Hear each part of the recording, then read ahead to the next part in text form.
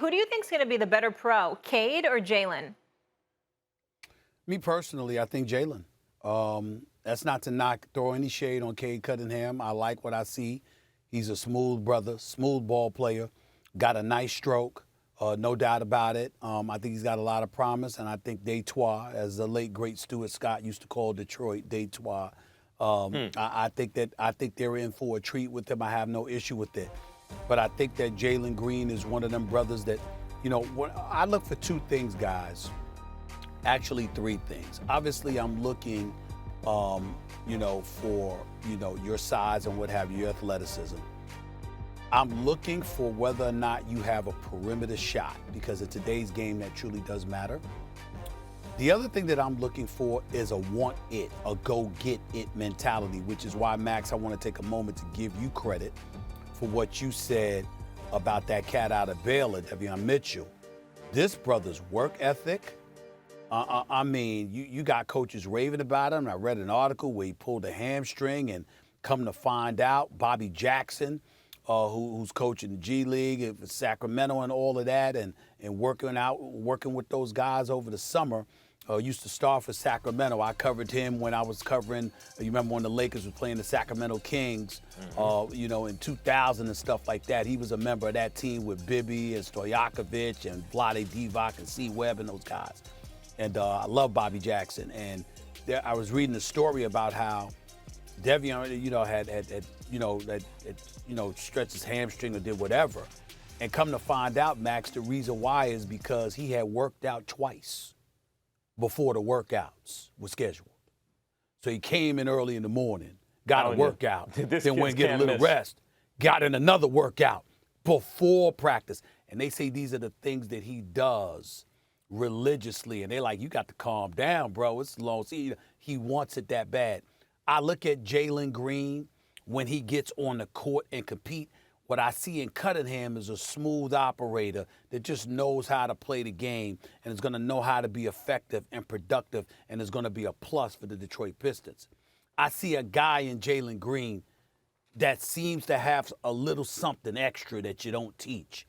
Not just talent-wise, but he wants it bad. And he doesn't want to just be good and to win. He wants to be the reason you win. He wants to be a star. We hear a lot of people say that, but we don't see it when we're watching them. I see that when I watch Jalen Green, and that's what I'm thinking about. I want to comment quickly on two things you said, then I want to make my point about Cade Cunningham. Number one, Stuart Scott. When you bring up his name, boy, the world was much better when Stu Scott was in it. I miss that dude. He was a great guy and obviously a huge talent. Yeah. Devion Mitchell.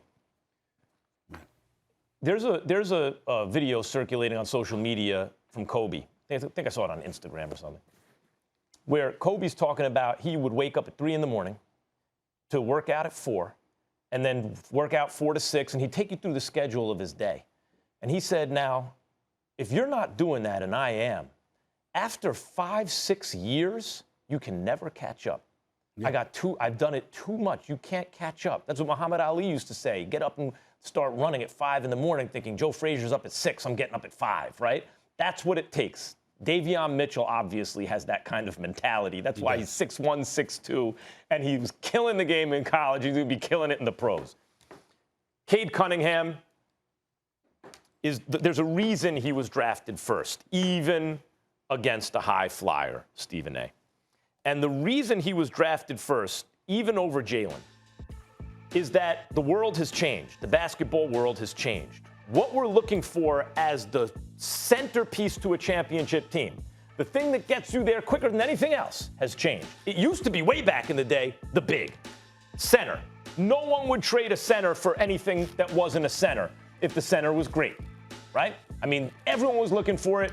Coming out of the era when I was a kid, it had already passed, but Bill Russell and Wilt Chamberlain, and then I was in there as a kid, Kareem Abdul-Jabbar, as I know you were, Stephen A., and they drafted Patrick Ewing and David Robinson. You must have a big.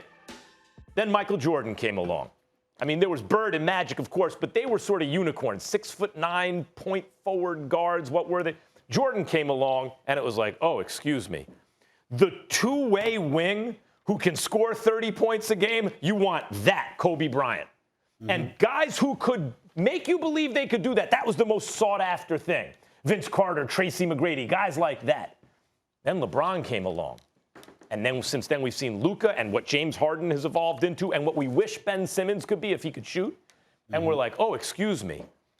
The athletic guy with the size of a wing plus who can run your offense, who can also do all the things offensively that a point guard can do, the hybrid of Magic and Michael. And if he can shoot too, oh my God, that's what everyone's looking for nowadays. I think this draft was instructive that way because there's been a sea change. Usually a guy like Jalen, you're looking for that. Ooh, that guy's there. He's going first. But not if there's another guy who's 6'8" and can handle and can score and can set up your offense like LeBron or Luka or one of those dudes. That guy now goes number one. Well, there's a shot, Max, we can both be right. There's a shot that we can both be right about what we're saying about both of them because neither of us are throwing shade on either of them. We love what we're seeing from both of them. What I would tell you is watch out for this, what you should really appreciate by Jalen Green. He's in Houston. Who was in Houston wreaking havoc for years? James Harden. That would be James Harden. He seems to know that.